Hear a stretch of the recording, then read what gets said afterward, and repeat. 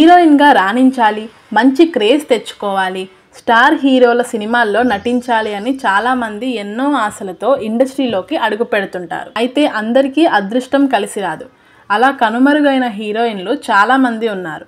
అందం, అభినయం ఉన్నా కూడా చాలామంది హీరోయిన్స్ అవకాశాలు లేక సినిమాలకు దూరంగా ఉంటున్నారు.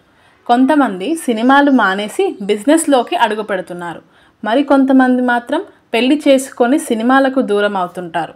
అయితే ఈ యంగ్ హీరోయిన్ మాత్రం అదృష్టం కలిసి రాక అవకాశాల కోసం వేయి కళ్ళతో ఎదురు చూస్తుంది. ఈ బ్యూటీ చేసింది తెలుగులో 4 సినిమాలే. తొలి సినిమాతోనే మంచి విజయాన్ని అందుకుంది. ఆ తర్వాత వరుసగా సినిమాలు చేసింది. కొన్ని సినిమాల్లో తన అందంతో ప్రేక్షకులను కవ్వించింది.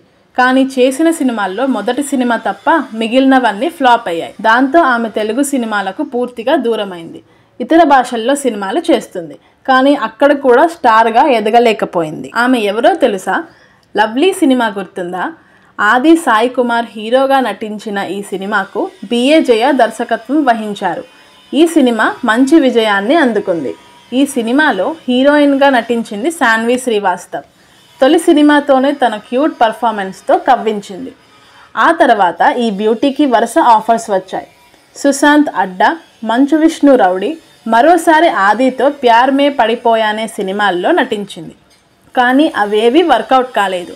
దాంతో కన్నడ ఇండస్ట్రీలోకి వెళ్ళింది. అక్కడ కాస్త పర్లేదు అనిపించుకుంది. ఆ మధ్య అతడే శ్రీమన్నారాయణ డబ్బింగ్ మూవీతో మరోసారి తెలుగు ప్రేక్షకులను పలకరించింది.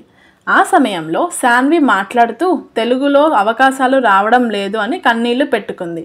తనకు ఎందుకు ఛాన్స్లు రాలేదో అర్థం కావడం లేదు అని స్టేజ్ పైనే కన్నీళ్లు పెట్టుకుంది ఈ ముద్దుగుమ్మ.